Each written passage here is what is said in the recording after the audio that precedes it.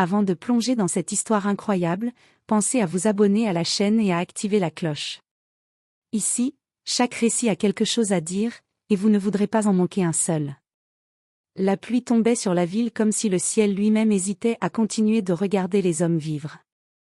À l'intérieur de l'hôtel Elysian, un établissement 5 étoiles réservé à une élite froide et silencieuse, tout brillait, le marbre poli, les lustres en cristal, les uniformes parfaitement repassés. Mais derrière cette perfection, il y avait une règle simple, les riches ne voient pas les employés, et les employés ne regardent pas les riches. Elle regardait trop. Depuis 3 ans, elle travaillait ici comme femme de chambre. Discrète, efficace, presque invisible. Mais elle avait appris à lire les gens, les gestes nerveux des menteurs, les sourires forcés des hypocrites, les regards trop lourds des hommes puissants qui pensent que tout leur appartient. Et ce soir-là, elle le remarque immédiatement. Il entre seul. Pas de garde du corps visible. Pas de voiture de luxe arrêtée devant l'entrée. Juste un homme en manteau sombre, légèrement trempé par la pluie, qui s'arrête un instant dans le hall comme s'il observait un monde étranger. Quelque chose cloche. Les riches de ce genre d'hôtel ne marchent pas comme lui. Trop lentement. Trop attentivement. Comme s'ils n'étaient pas sûrs de leur place. Elle serre son plateau contre elle en passant près de lui, sans ralentir. Mais au moment où elle croise son regard, un détail la frappe, ses yeux. Calme. Trop calme. Des yeux d'homme qui contrôlent tout, même le silence autour de lui. Elle détourne rapidement le regard, mais une pensée s'impose immédiatement. Ce n'est pas un client ordinaire. Dans la soirée, elle l'observe à distance. Il ne commande pas de champagne hors de prix. Il ne demande pas de suite présidentielle. Il s'installe dans un simple fauteuil du lobby, comme quelqu'un qui attend, ou qui cache quelque chose. Un homme comme lui ne peut être qu'une chose, un escroc, ou un homme en fuite. Et dans son esprit, elle a déjà décidé. Escroc. Parce qu'elle en a trop vu. Des hommes bien habillés qui mentent, qui manipulent, qui détruisent des vies sans jamais se salir les mains. Elle a appris à ne faire confiance à personne qui respire trop de luxe. Alors elle se méfie. Quand il s'approche du comptoir pour demander une information, elle baisse légèrement la tête pour rester professionnelle. Mais il s'arrête juste devant elle. Un silence étrange s'installe. « Vous travaillez ici depuis longtemps ?» demande-t-il d'une voix basse. La question est simple. Trop simple. Elle serait dit. Assez longtemps pour reconnaître les gens qui posent trop de questions, répond-elle froidement. Un léger sourire apparaît sur ses lèvres à lui. Pas arrogant. Pas moqueur. Presque intéressé. Et c'est là que quelque chose bascule. Parce qu'au lieu de se vexer, il semble amusé. Comme si personne n'avait jamais osé lui parler ainsi. Comme si, pour la première fois, quelqu'un ne le voyait pas comme un roi. Mais comme un suspect. Elle ne le sait pas encore, mais cet homme n'est pas un escroc. Il est bien pire aux yeux du monde, un milliardaire fatigué de mentir sur qui il est vraiment. Et dans ce regard échangé dans le silence du hall, quelque chose naît déjà. Une tension invisible. Une méfiance qui ressemble dangereusement à une connexion. Un jeu dangereux vient de commencer. Et aucun des deux ne sait encore lequel des deux va perdre. Le lendemain matin, l'hôtel Elysian semblait encore plus irréel sous la lumière du jour. Tout y était trop propre, trop parfait, comme si le luxe avait été conçu pour étouffer toute forme de vérité. Elle était déjà en service depuis 1 heure. Uniforme impeccable, cheveux attachés, regard concentré. Mais dans sa tête, une seule image revenait sans cesse, cet homme du lobby. Son calme dérangeant. Son sourire étrange. Et surtout, cette façon de la regarder comme si elle n'était pas invisible, mais importante. Elle détestait ça. Les gens importants finissaient toujours par faire du mal. Chambre 1407, nettoyage prioritaire, lança le superviseur en lui tendant un badge.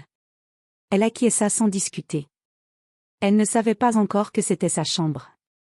Lorsqu'elle pousse la porte avec son chariot, elle remarque immédiatement un détail, la pièce est trop ordonnée pour quelqu'un qui vient de passer la nuit ici. Aucun désordre, aucun signe de fatigue. Comme si personne n'avait vraiment dormi là. Et pourtant, il est là. Debout près de la fenêtre, regardant la ville en contrebas. Même sans se retourner, elle sait que c'est lui. Vous entrez toujours sans frapper, demande-t-il calmement. Elle se fige un instant, puis répond froidement. Vous êtes dans un hôtel. C'est mon travail. Il se retourne lentement. Cette fois, elle le voit vraiment. Pas seulement l'homme du lobby. Pas seulement un client étrange. Mais quelqu'un de dangereux dans sa tranquillité. Votre travail consiste aussi à juger vos clients, demande-t-il. Elle serre légèrement les doigts autour du manche de son chariot. Mon travail consiste à repérer ceux qui posent problème. Un silence. Il s'approche de quelques pas. Pas menaçant. Pas pressé. Juste, assuré. Et je fais partie de cette catégorie ? Elle le regarde enfin directement. Vous n'avez pas répondu à ma question hier soir. Laquelle ? Pourquoi vous êtes vraiment ici ? Un léger sourire traverse son visage. Et si je vous disais que je suis juste un homme qui veut du repos ? Elle lâche un petit rire sans chaleur. Les hommes comme vous ne viennent jamais dans un endroit comme celui-ci pour se reposer. Un instant passe. Le regard du milliardaire se durcit légèrement, puis se détend. Comme s'il venait de comprendre quelque chose d'intéressant à son sujet. Vous avez une mauvaise opinion des riches. J'ai une bonne mémoire des dégâts qu'ils causent. Cette phrase tombe lourdement dans la pièce. Mais au lieu de se fermer, il s'approche encore d'un pas. Trop près. Pas assez pour être une menace, mais assez pour troubler l'air entre eux. Et si je ne suis pas ce que vous croyez ? Elle soutient son regard sans reculer. Alors prouvez-le. Un silence total. C'est la première vraie confrontation. Pas une discussion. Un défi. Et pour la première fois depuis longtemps, il ne répond pas immédiatement. Parce que personne ne lui avait jamais parlé comme ça. Parce que personne n'avait jamais osé le mettre au défi. Et surtout, parce qu'il sent, malgré lui, quelque chose d'irrationnel monter en lui. De la curiosité. Peut-être plus dangereux encore. De l'attirance. Il détourne légèrement le regard vers la fenêtre, comme pour reprendre le contrôle. Vous savez, commence-t-il doucement, vous êtes la première personne ici qui ne me sourit pas par intérêt. Elle hausse un sourcil. Et ça devrait me faire plaisir ? Il esquisse un léger sourire. Non. Ça devrait me rendre prudent. Elle reste silencieuse. Pour la première fois, elle ne sait pas quoi répondre. Et ça l'énerve. Elle termine rapidement son travail, évite de prolonger la conversation, et quitte la chambre sans un mot de plus. Mais en refermant la porte derrière elle, une pensée la frappe violemment. Cet homme n'est pas un escroc. Et pourtant, quelque chose en elle refuse encore de l'accepter. Dans la chambre, lui reste immobile. Puis il murmure pour lui-même, un sourire discret au coin des lèvres. Enfin quelqu'un de vrai ?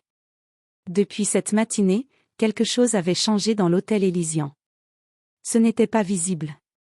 Les clients continuaient à rire doucement dans le lobby, les verres de champagne continuaient à s'entrechoquer, les ascenseurs continuaient à monter et descendre dans un silence parfait.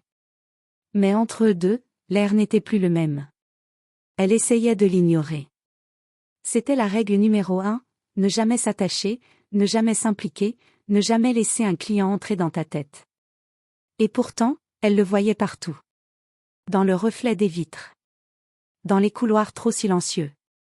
Dans les conversations qu'elle surprenait sans vouloir écouter. Et surtout, dans la chambre 1407, où il revenait toujours à des heures irrégulières, sans jamais donner l'impression de vraiment appartenir à cet endroit. Ce matin-là, elle est appelée à nouveau. 1407. Encore. Dépêche-toi. Son superviseur n'ajoute rien. Mais son regard en dit long, ce client la paie trop bien pour qu'on lui pose des questions. Elle prend son chariot, respire profondément, et monte. Quand elle entre, il est là, assis cette fois. Pas près de la fenêtre, mais dans le fauteuil face à la porte, comme s'il l'attendait. Vous avez une habitude étrange, dit-elle immédiatement. Toujours être là quand j'arrive. Peut-être que vous arrivez toujours au moment où j'ai besoin de réfléchir, répond-il calmement. Elle ne sourit pas. Ou peut-être que vous aimez créer des coïncidences. Il incline légèrement la tête, comme amusé. Et si c'était le cas? Elle s'arrête un instant. Cette fois, elle ne sait plus s'il se moque d'elle ou s'il teste quelque chose. Elle commence à nettoyer, volontairement rapide. Elle veut partir vite. Sortir de cette pièce avant que quelque chose ne change encore. Mais il parle à nouveau. Vous avez toujours travaillé ici? Pourquoi cette question? Vous observez beaucoup, mais vous parlez peu de vous. Elle serre un drap entre ses mains. Parce que ma vie n'intéresse personne. Silence. Puis sa voix à lui, plus douce. Vous vous trompez. Elle s'arrête net. Le ton n'est pas celui d'un homme qui joue. Ni celui d'un homme qui séduit. C'est quelque chose de plus étrange. De plus sincère. Elle se retourne lentement. Pourquoi vous dites ça? Il la regarde fixement. Parce que moi, ça m'intéresse. Ces mots restent suspendus dans l'air. Trop simple. Trop puissant. Elle devrait rire. Elle devrait se moquer. Elle devrait partir. Mais elle reste. Et c'est là que le jeu commence vraiment. Un jeu invisible. Un jeu dangereux. Parce qu'elle décide de riposter. Vous êtes riche. Vous avez accès à tout. Vous vous ennuyez tellement que vous jouez avec les gens? Son regard se durcit légèrement. Vous pensez que je joue? Les hommes comme vous jouent toujours. Un silence lourd. Cette fois, il se lève. Pas brusquement. Lentement. Contrôlé. Et s'approche. Encore. Toujours cette limite invisible qu'il ne franchit jamais totalement. Et les femmes comme vous, dit-il doucement, vous pensez toujours que tout est un piège. Elle ne recule pas. Mais son cœur, lui, accélère légèrement. Parce que c'est souvent le cas. Un sourire discret apparaît sur son visage. Alors prouvez-moi que j'ai tort. Cette phrase change tout. Ce n'est plus une conversation. C'est une invitation. Ou une provocation. Elle le fixe longtemps. Puis, sans réfléchir. Très bien. Un seul mot. Mais il suffit à déclencher quelque chose qu'aucun des deux ne contrôle encore. Il ne s'attendait pas à cette réponse. Et pour la première fois, il semble réellement surpris. Puis, intéressé encore plus profondément. Très bien, répète-t-il doucement. Alors on commence. Commencer quoi? Il recule légèrement, comme s'il refermait une porte invisible entre eux. Le jeu. Elle fronce les sourcils. Je n'ai jamais accepté de jouer avec vous. Il sourit. Si. Vous venez de le faire. Silence. Elle comprend trop tard. Et ça la met en colère. Elle attrape son chariot, prête à sortir. Mais avant qu'elle ne franchisse la porte, sa voix la stoppe. Vous vous trompez sur moi, mais moi aussi je veux comprendre qui vous êtes vraiment. Elle ne se retourne pas. Bonne chance. Puis elle sort. La porte se referme. Mais dans le couloir, elle sent encore son regard sur elle. Et pour la première fois de sa vie, elle n'est plus certaine d'avoir raison. Dans la chambre, il reste seul. Mais son sourire ne disparaît pas. Trop tard, murmure-t-il. Je veux savoir qui elle est. Et quelque part, sans le savoir encore. Il commence à tomber. Il y a des jours où tout semble normal, jusqu'au moment précis où plus rien ne l'est. Ce jour-là, l'hôtel Elysian est en pleine effervescence. Une réception privée doit avoir lieu dans la salle principale, et tout le personnel est mobilisé. Elle aussi. Mais quelque chose en elle est ailleurs. Depuis le jeu qu'il a mentionné, elle n'arrive plus à le sortir de son esprit. Ce mot tourne en boucle, comme une provocation impossible à ignorer. Et surtout, il n'est pas là. Pour la première fois depuis son arrivée, la chambre 1407 est vide. Elle devrait être soulagée. Mais elle ne l'est pas. Vers la fin de l'après-midi, alors qu'elle traverse le jardin arrière de l'hôtel pour déposer du linge propre, elle le voit. Il est là. Seul. Assis sur un banc, à l'écart du bruit, sans costume cette fois. Juste une chemise simple, manches légèrement retroussées. Il ne ressemble plus à un homme puissant. Ni à un escroc. Juste à quelqu'un de fatigué. Elle s'arrête net. Il l'a déjà vu. Vous fuyez toujours les grandes soirées, demande-t-il sans se retourner. Elle serre le sac de linge. Et vous, vous fuyez toujours les gens? Il sourit légèrement. Seulement ceux qui font semblant. Silence. Elle hésite à partir. Mais ses pieds ne bougent pas. Finalement, elle s'approche, à distance raisonnable. Vous n'êtes pas censé être ici, dit-elle.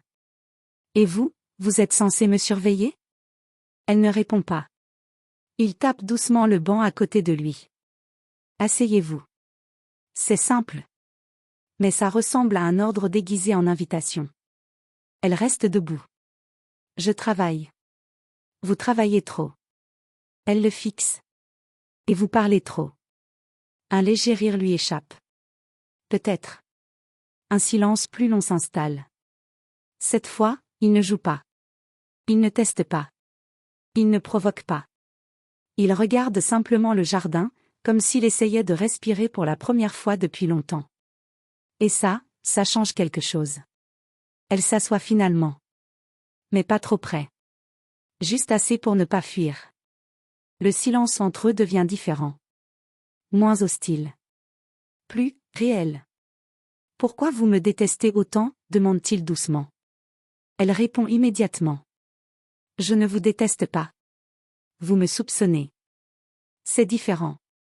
Il tourne légèrement la tête vers elle. Pas vraiment. Elle hésite. Puis lâche. Les hommes comme vous, ils ne viennent jamais ici sans raison. Et les femmes comme vous, elles pensent toujours connaître la raison. Elle le regarde. Vous me mettez dans une catégorie maintenant? Non. J'essaie de comprendre. Silence. Le vent bouge légèrement les feuilles autour d'eux. Et pour la première fois, elle remarque quelque chose qu'elle avait ignoré jusqu'ici. Il n'a pas l'air arrogant. Il a l'air seul. Pourquoi vous êtes vraiment ici? Demande-t-elle plus doucement que d'habitude. Il ne répond pas tout de suite. Et ce silence-là n'est pas stratégique. Il est lourd. Vrai. Je me cache, finit-il par dire. Elle fronce les sourcils. De qui? Il la regarde enfin. Du monde. Elle ne rit pas cette fois. Parce que quelque chose dans sa voix ne ressemble pas à un mensonge. Et pourquoi ici? Il baisse légèrement les yeux. Parce que personne ne regarde vraiment les gens comme vous ici. Elle reste figée. Cette phrase touche quelque chose qu'elle ne veut pas reconnaître. Elle détourne le regard. Vous vous trompez.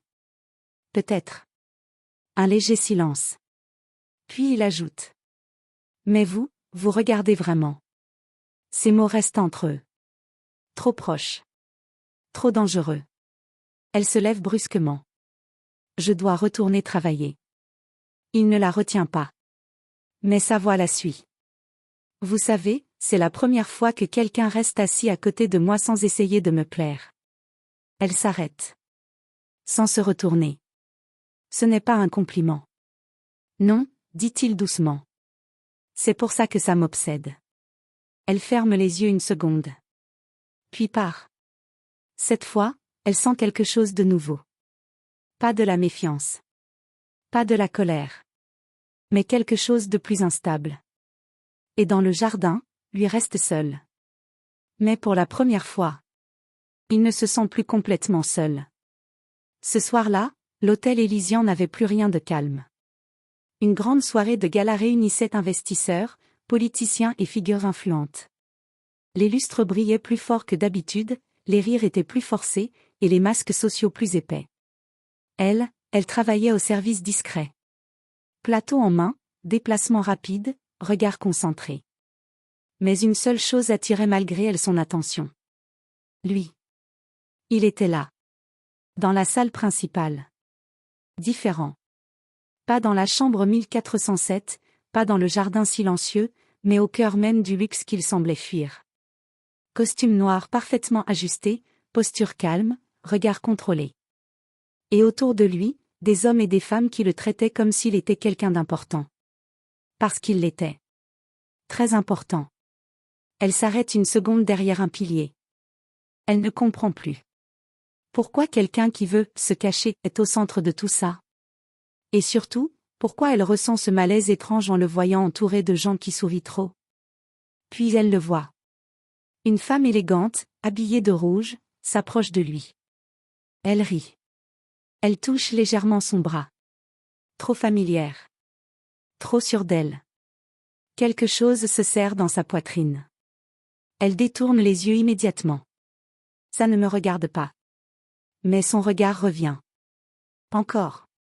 Il ne repousse pas la femme. Il parle avec elle. Il sourit même. Et ce sourire, elle ne l'avait jamais vu comme ça. Un sourire social. Un sourire de son monde. Pas le sourire du jardin. Pas celui de la chambre. Quelque chose se fissure en elle. Sans comprendre pourquoi. Elle repose brusquement un plateau sur une table et quitte la salle quelques minutes.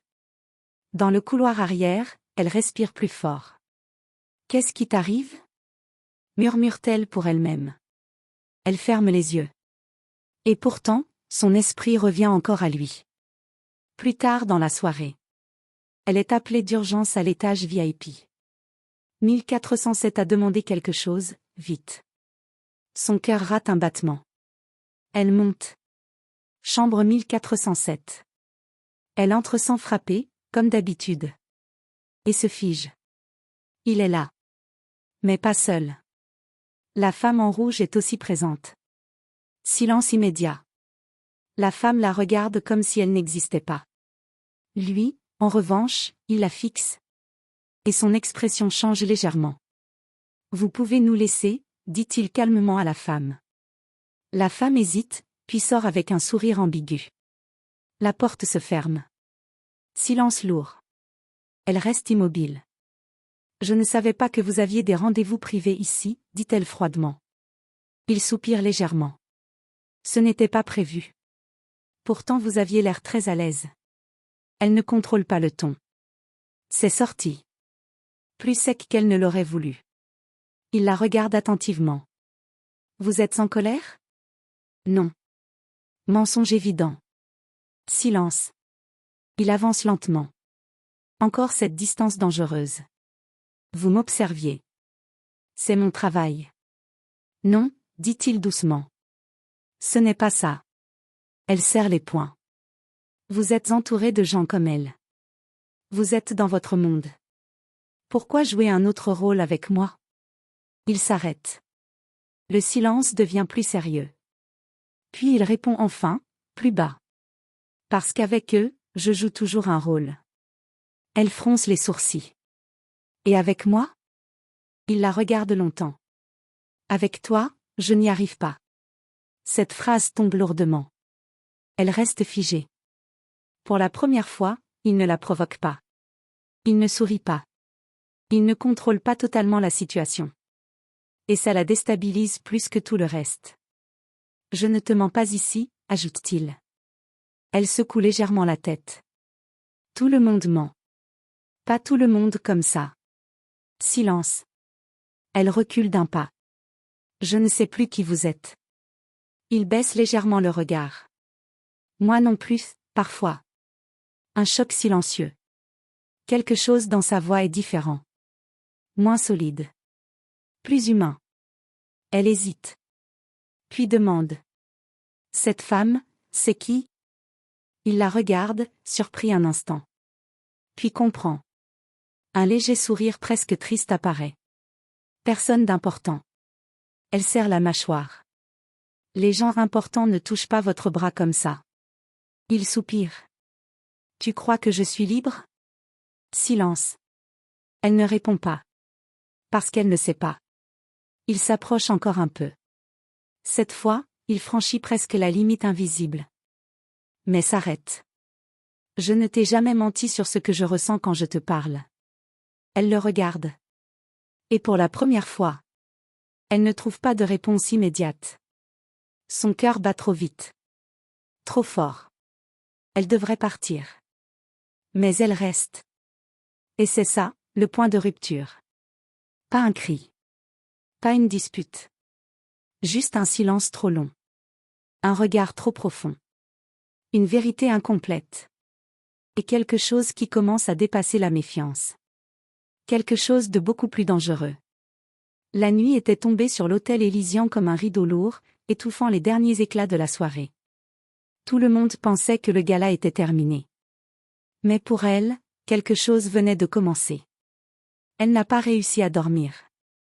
Les mots tournaient dans sa tête comme des fragments brisés, je joue un rôle, avec toi, je n'y arrive pas, je me cache du monde.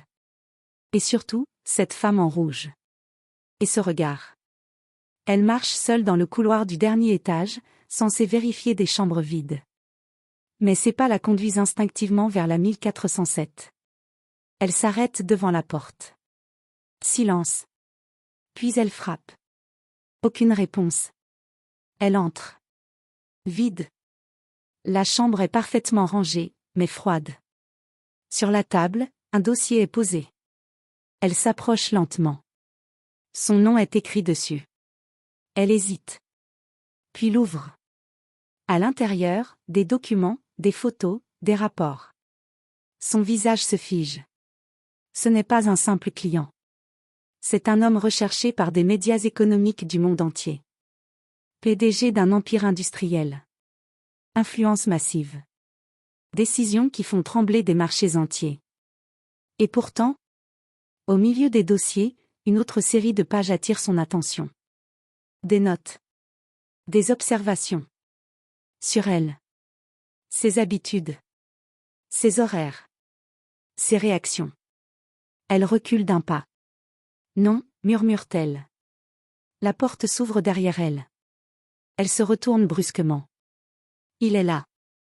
Calme. Mais différent. Plus sérieux que jamais.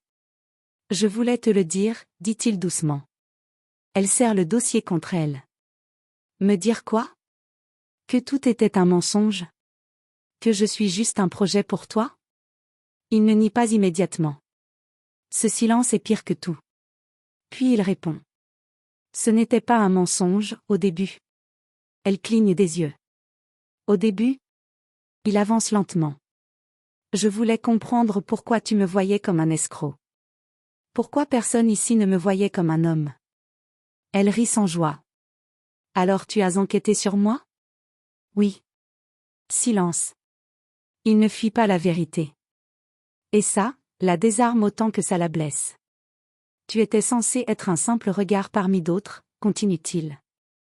Mais tu es devenue différente. Elle serre le dossier plus fort. Différente comment? Une expérience? Non.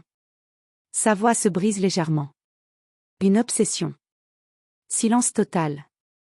Elle recule encore. Tu m'as menti. Je t'ai observé, oui. Mais ce que je ressens, ce n'est pas écrit dans ces papiers. Elle secoue la tête. Tu es malade. Il ferme les yeux une seconde. Puis répond doucement. Peut-être. Silence. Le monde semble s'arrêter entre eux. Elle devrait partir. Appeler la sécurité. Oublier tout ça. Mais elle ne bouge pas. Parce que malgré la peur, il y a autre chose. Quelque chose qu'elle refuse de nommer. Pourquoi moi, demande-t-elle enfin, la voix tremblante. Il la regarde longtemps. Puis répond simplement. Parce que tu es la seule personne qui m'a regardé comme si je n'avais pas d'argent. Silence. Et ça ne te suffit pas? Ajoute-t-elle. Il s'approche encore, mais doucement. Non, parce que maintenant, je veux que tu me regardes comme un homme. Elle ferme les yeux un instant. Le combat intérieur est visible. Méfiance. Rage. Douleur. Mais aussi, ce lien qu'elle n'arrive plus à couper. Elle rouvre les yeux. Tu m'as utilisé. Il ne nie pas. Oui. Silence. Puis il ajoute, plus bas. Mais je suis tombé amoureux de toi sans le vouloir. Cette phrase casse quelque chose. Pas tout. Mais assez. Elle respire difficilement. L'amour ne commence pas par une surveillance. Il baisse légèrement le regard. Je sais. Long silence. Puis il fait un pas en arrière. Comme s'il lui rendait une partie du pouvoir. Je ne te demande pas de me pardonner. Il la regarde une dernière fois. Je te demande juste, De décider si ce que tu as ressenti était faux. Silence. La question reste suspendue. Elle regarde les dossiers. Puis lui. Puis le vide entre eux. Tout est brisé. Mais pas entièrement perdu. Elle prend une inspiration tremblante. Et sans répondre, elle pose le dossier sur la table.